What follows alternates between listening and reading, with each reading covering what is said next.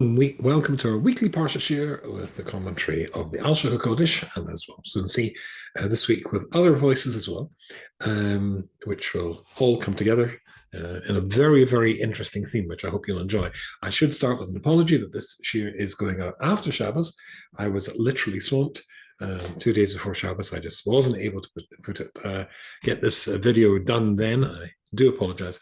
The only get out of jail card I can offer myself, which I hope you will agree, is that as the Pasha, or rather the Shir, bridges two Parshas, that is VaYechi and Shemais, and joins links to books of the Torah, Parshas and Shemais, I hope that will be some amelioration of my guilt.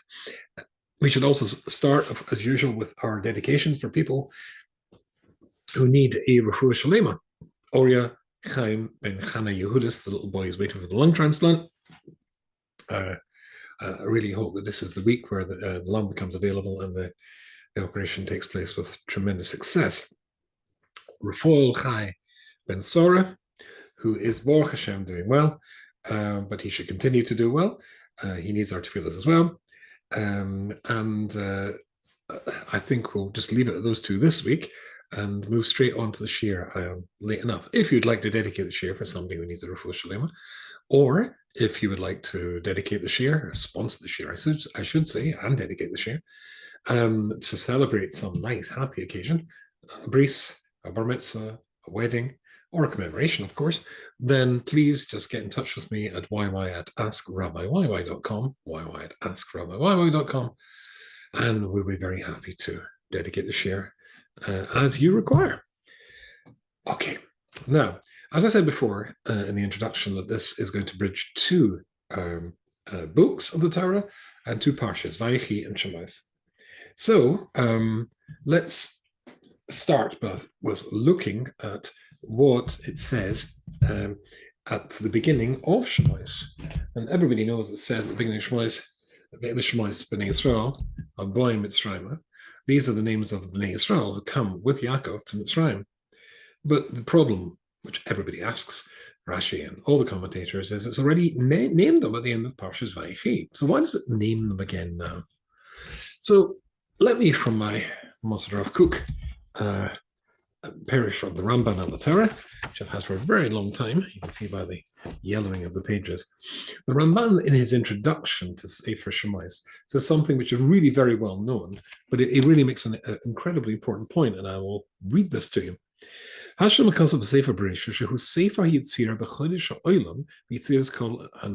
now completed Sefer Parshas.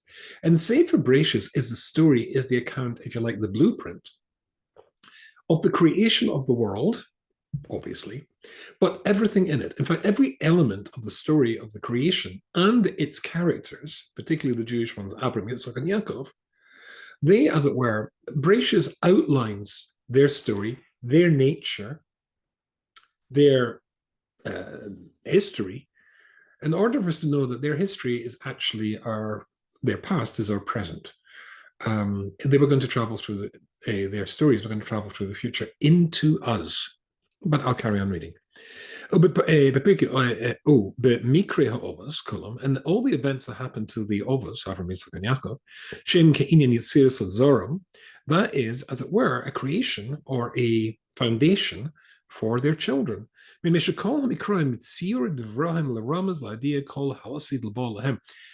everything that happened, every account of Avram, Yitzchak, and Yakov, is in fact the foundation for these themes which will repeat themselves all the way through Jewish history. So in a sense, as he goes on to say, this is basically something, a Sefer Parshas, Sefer which tells you the potential of the Jewish people. But that's only the potential. When it gets to Shemais, it moves from, as it were, the classroom out into the real world and putting it into reality. So when the Jewish people at the end of VaYechi are now going down to Egypt, this is now the possibility and the requirement to take those lessons and start applying them to Jewish life in the harsh, real world. Not to say that Avram, Yitzchak, and Yaakov didn't have harsh times themselves, but this is the point he tries to make, or he makes, That is to say that VaYechi joins with Shemais. It's a bridge joining the two. The stories, the potential which has been established by the Ovos and the Jewish people in the first book, is now going to cross that bridge, cross over into the experiences they're now going to go through in the Exodus, and after that, coming to Mount Sinai, and sadly having to stay in Mount Sinai for 40 years. This is now seeing it in action, playing out from the past into the future. Our future is based on our past, their past. Now, that's what the Rambam says here. Now, there's a lot more, but I will skip that, or we'll be here too long. But I would like to read to you something else the Rambam says. The Ramban says, sorry, in which he makes the same point again. And this is in Parshas Lech Lecha, and it's in chapter Yud Beis. And he says, very importantly, this is what it says, V'yavor Avram be'eretz ad makom Shem. So the pasuk tells us that Avram went on a journey and he came to a place called Shem. Now, I mean, those who have been with me over the years, you'll know that the Alshich points out that there's no words. I mean, this is the Alshich points out, everybody knows. There's no letter even in the Torah which is there accidentally, irrelevantly. They are all relevant. It teaches us everything. So, as I think I've said before, if there's extra ink to spend on the Torah, well, telling us that Abram went on a journey and he came to Shem, I don't really care. I'd rather, if you got some space to tell me the story, as Avram made tens of thousands of people, including kings and queens, Avram the kings, Sarah the queens, into people who believed in Hashem, recovered that lost knowledge through 20 generations, which had been completely diluted, and reconstituted knowledge of Hashem. How did he do that? I'd be interested. It doesn't say in the Chumash anywhere. So if we've got ink to spare, how about that? Take out this boss that he went on a journey and he came to a place called Shem, or later on maybe he dug a well, or he built an altar in a certain place. I don't care. But I'd be wrong not to care. Listen to what the Ramban says. Sorry, I keep saying Rambam. Incidentally, the way you distinguish between the two, Rambam, that's Maimonides, with a M, Rambam, Ramban is the Nachmanides. They sound so similar. So you emphasize, you shoot out the last syllable, so you know you're talking about Nachmanides. So when the pasuk says, V'yaba Avram be'eretz hamakom Shem, this is what the Ramban says. I want to give you a rule, a principle, which you will see repeating itself in all the Parshas of the Torah. Abos be'inyan Avram, Yitzchak, and Yakov, as it applies to the story of Avram, Yitzchak, and Yakov. So this is in Parshas. For inyan Godel, and it's an inyan Godel, this is a very important principle. And the rabbis express this principle in a very short and precise statement, which says, everything that happened to the Ovos, Avram, Yitzchak, and Yaakov, was a blueprint for what was going to happen to their children later on through all the generations of Klal Yisrael. That's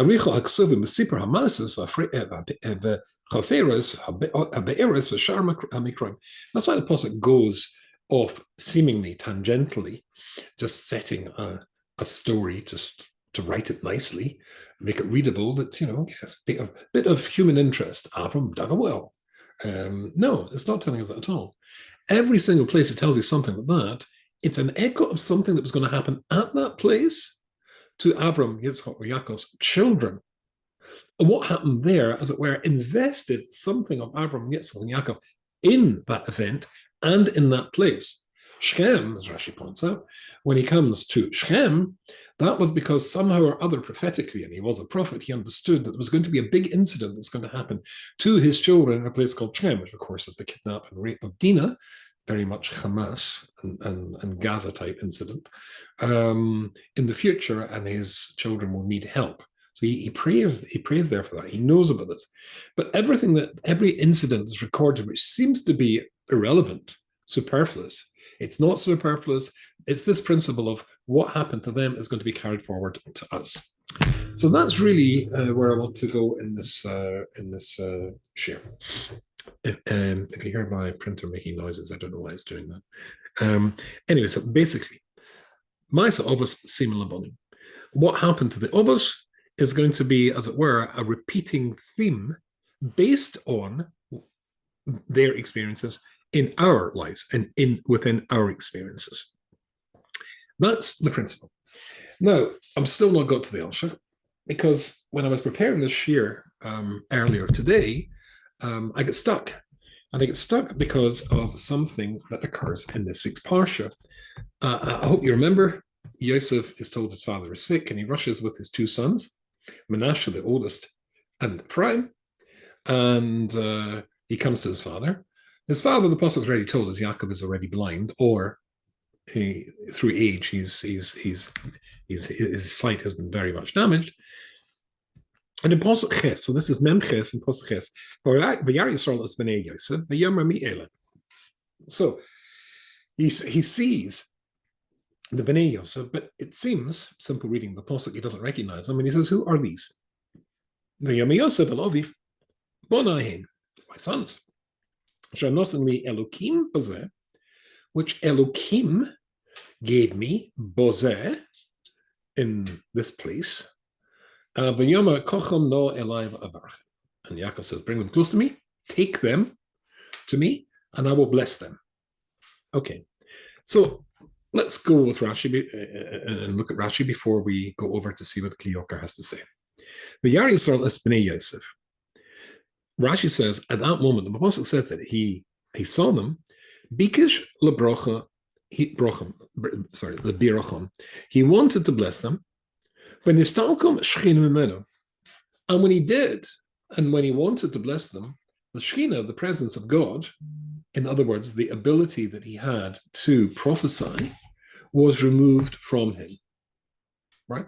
Major incident. Whoa, why has that happened? Wow, exciting and worrying. So he wants to give them a blessing, and his divine inspiration and prophetic abilities disappear. The Stalker should be mena. Lefisha and why? Lefisha osid, says Rashi. Lefisha osid Yerovam ba'achav, because Yerovam and Yakov, Achov, let's say some Ephraim, who are going to be descendants of Ephraim. He saw them. VaYehu ubonov Menashe, and two other very bad characters in Jewish history, direct descendants of Menashe. He saw both of those. And then at that point, She'inam Ran Lebrocha. Then the Shekhinah leaves him, the presence of God, he loses his prophecy, and he comes to the conclusion that there's something up here. Maybe I should not. They are not roy, they're not fitting to get a blessing. Good. That's the Rashi. But listen to the Kli Yakar. The Kli Yakar says,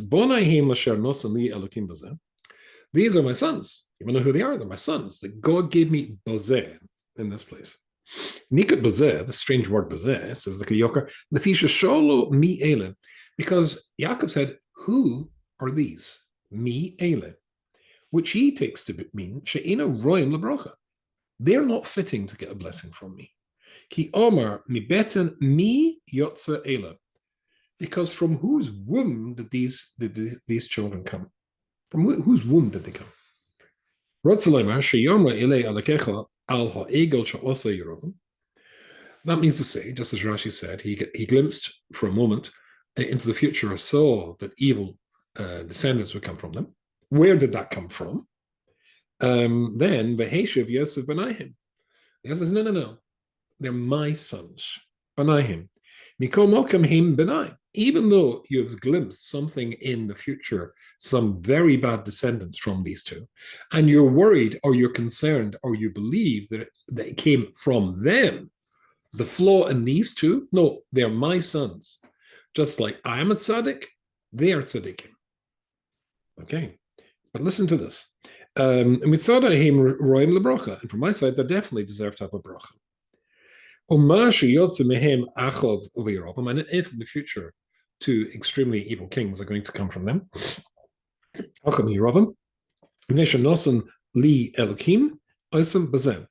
it's because God gave me them here in this place. The imam mitzris, and my mother and their mother, my wife, is an Egyptian. Bas Poti, Pharaoh Cohen On. She was the daughter of Potiphar, who was the high priest of a Egyptian cult or Egyptian idolatry called Oin.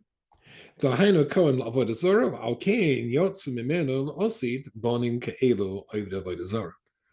So that's why there will be an effect that will travel through time, and that's what's going to produce Achav and Racham. Aber mitzidi, but from my side of the equation, my fathering of them, that's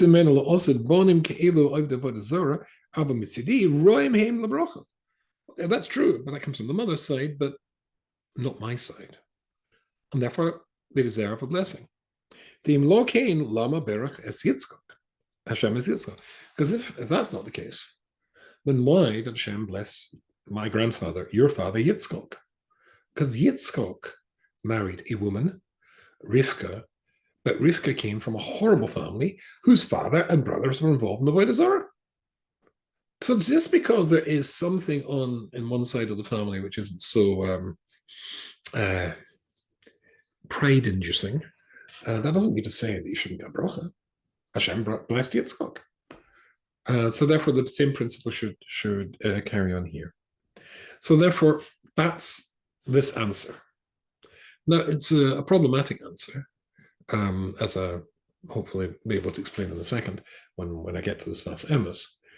Because indeed, the wife of Yosef, Osnas, Bas Potiphar, according to the Medrash, was actually the daughter of, well, I mentioned Shechem before. Dinah Gazal is captured and raped.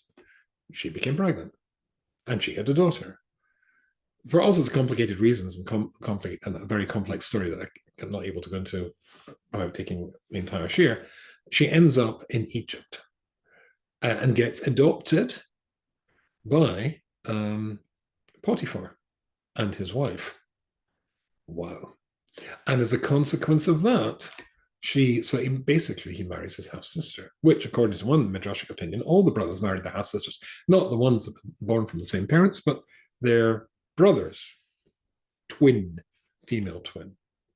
And so therefore it becomes very complicated. Unless, of course, you want to say it, but the father of that child was, of course, this horrible guy called Shechem. But that's what the Kli Yakar says.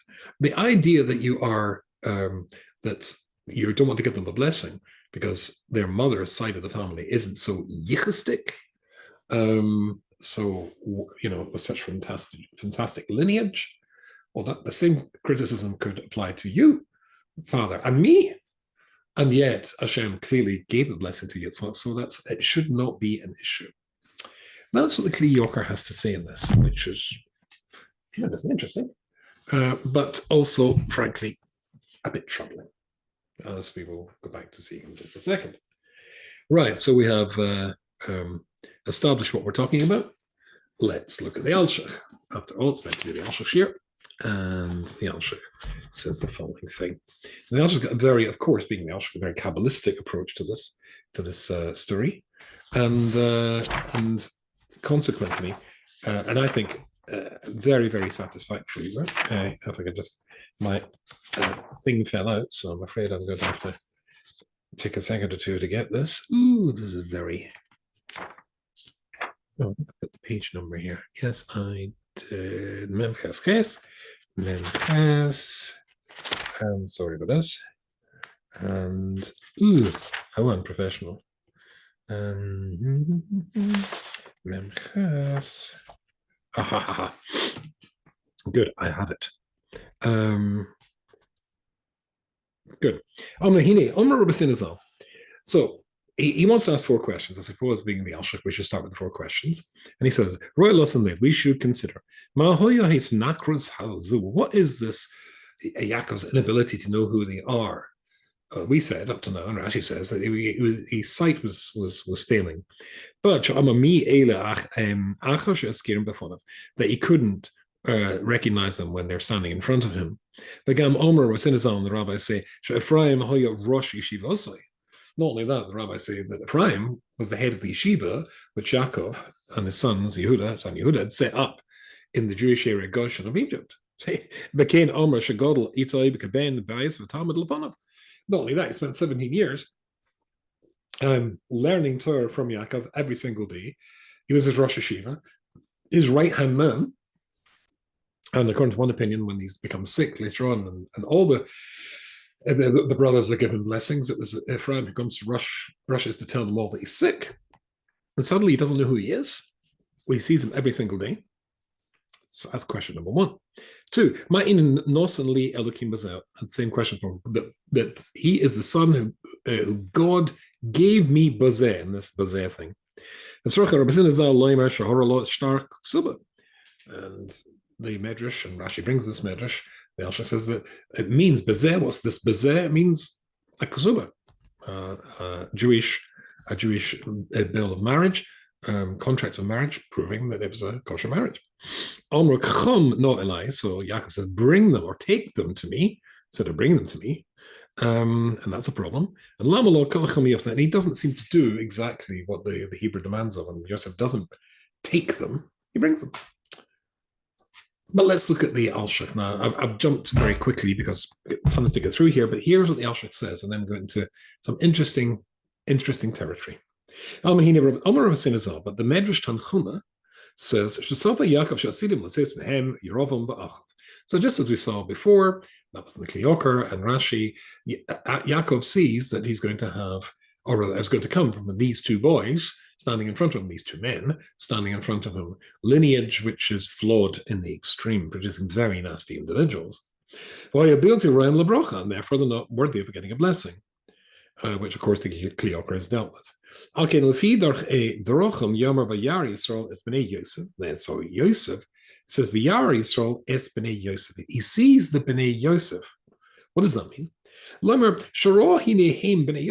it says that Yaakov sees the b'nei Yosef, so he knows that they are Yosef's sons, but he also knows that Yosef is a tzaddik.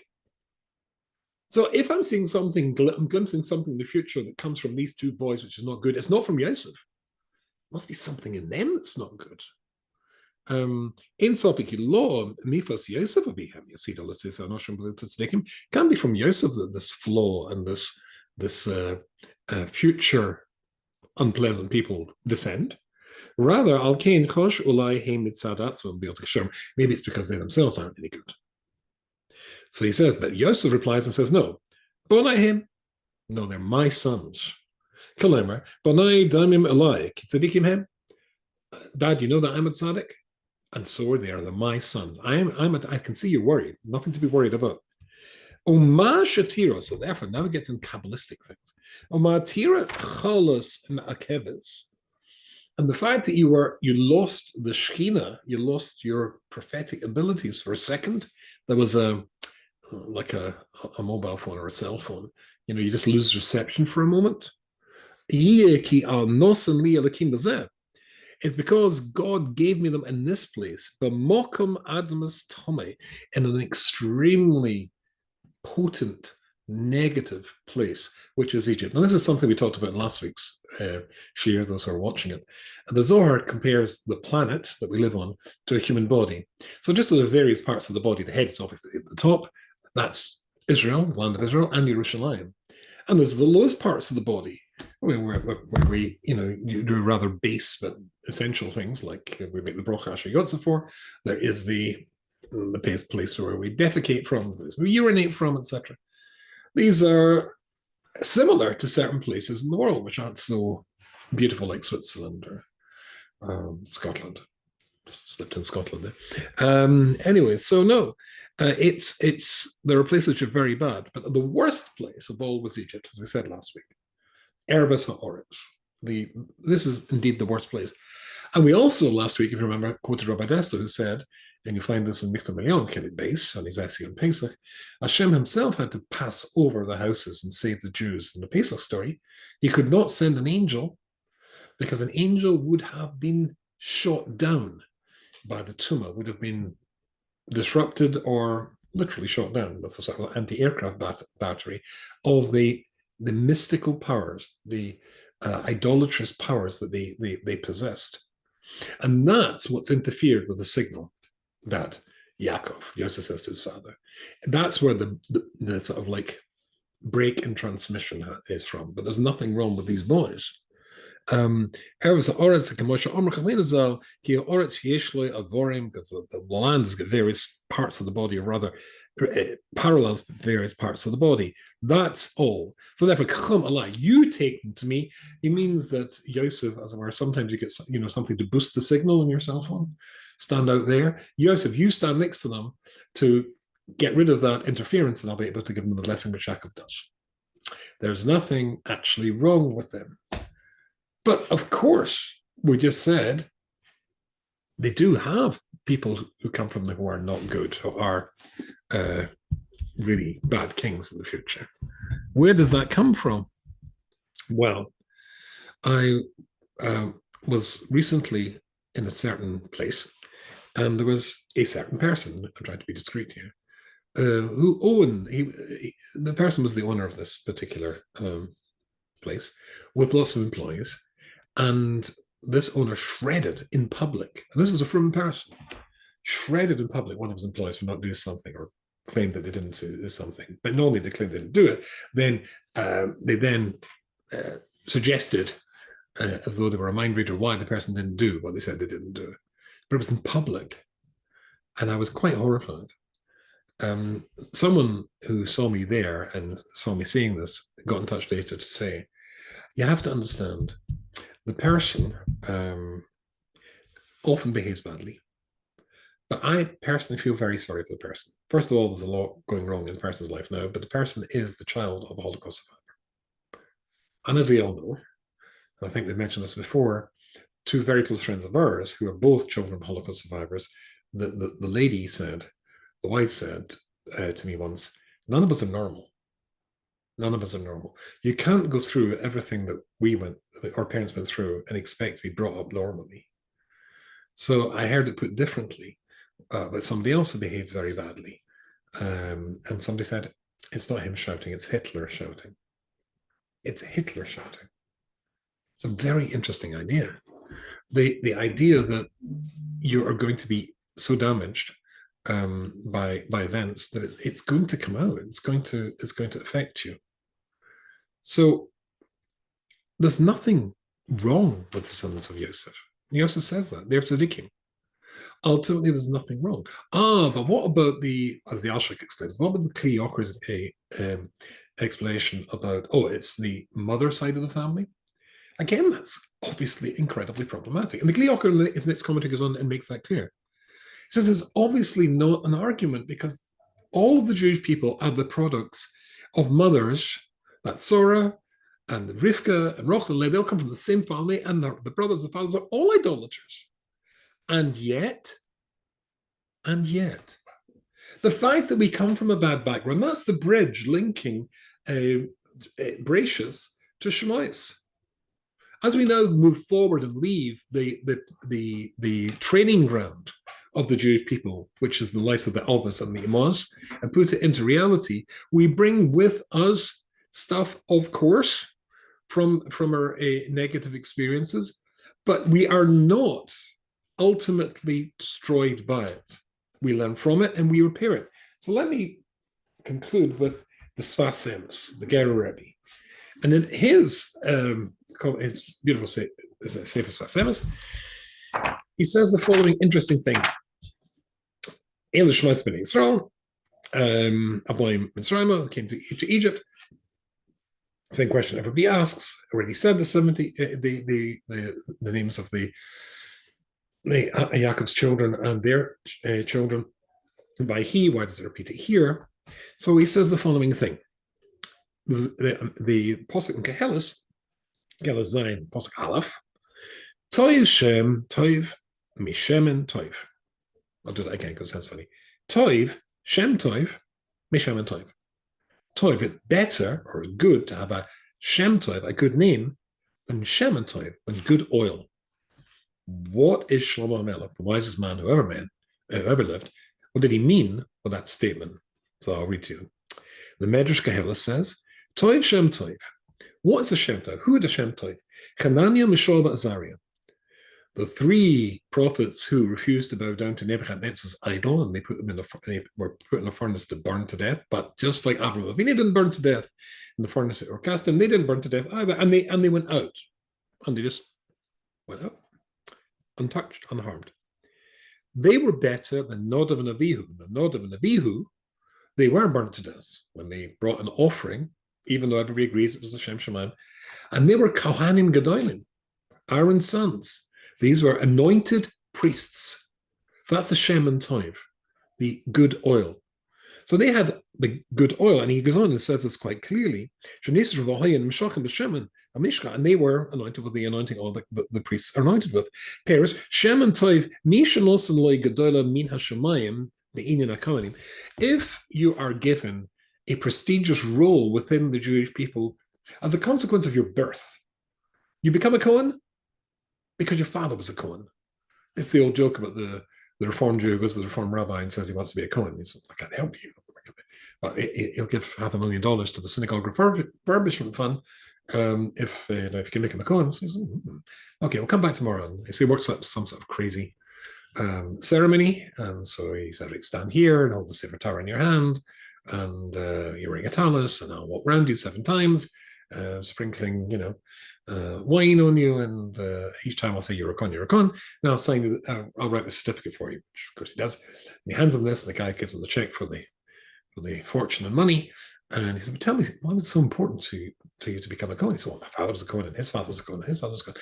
That's the rather lame joke. But the point is, you're simply a con because you were born a con. So the baby is delivered by the midwife. Maybe the midwife gives a little slap on the posterior to make sure the lungs are working. But the moment the baby goes, it's a Kohen. So as the baby is born breathing, it's a Kohen. What did it do? Nothing. You're just a Kohen. That's the Shem and Tov. That's the good oil. You've been given something. You're made something. But a Shem Tov is when you make yourself. So therefore it says, but somebody who achieved greatness through their own efforts is a much greater person. So Bas Potiphar, Yosef's wife, was a great person in her own right. And the flaw which we see with Rehoboam, that's you. That's them. They chose that path. Yichus, that Jewish word, which means having lineage, having an impressive lineage.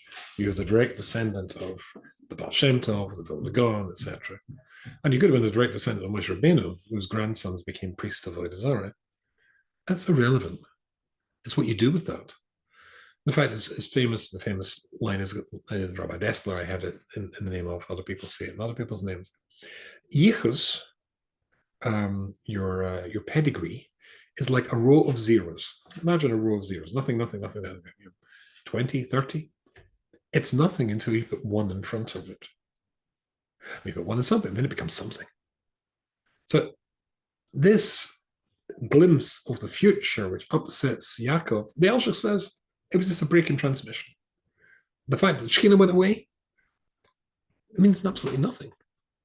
In fact, the Medrash Tanakuma, which Rashi is quoting, if you look at Medrash Tanakuma, it goes on to say that then Yosef davened, and then he got the Shekhinah back again, and then he was able to give them the bracha.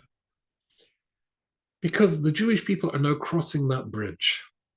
With all of that they had before, they're going to bring with them. But they bring the facts that they're Bnei Yaakov, come to Mitzrayim with Yakov, but they also are repeated, their names are repeated now in the beginning of Shemais, because now they're going to be standing on their own feet, and they're going to be able to bring light to the darkness of Egypt, get through this horrible exile, eventually come to Mount Sinai, and eventually get to Eretz Yisrael. Because the Jewish people are prepared, have an apprenticeship, have a family that is already, as it were, beaten the path before them. Everywhere that Yakov went, everywhere that Yitzhak went, everywhere Avram went, but they dug all these places, wells and mizbeachs, altars, and all the rest of it. It was preparing us that we could pass those same tests or similar tests later on through our exile. Well, that's just as well, because we're going through some very worrying and dangerous times now. we need more than ever before to remind ourselves that we're B'nai Avram, Yitzchak, and Yakov, and B'nai and Benos, Sarah, Rivka, Rachel, and Leah. We've got to remind ourselves who we are and what we are. Sometimes there's a break in transmission, and we forget. It looks as though we're not so good, but we are, because of who we are and who we base our life on. Look forward to speaking to you again, hopefully with this in its proper Thursday slot next week. Have a wonderful week.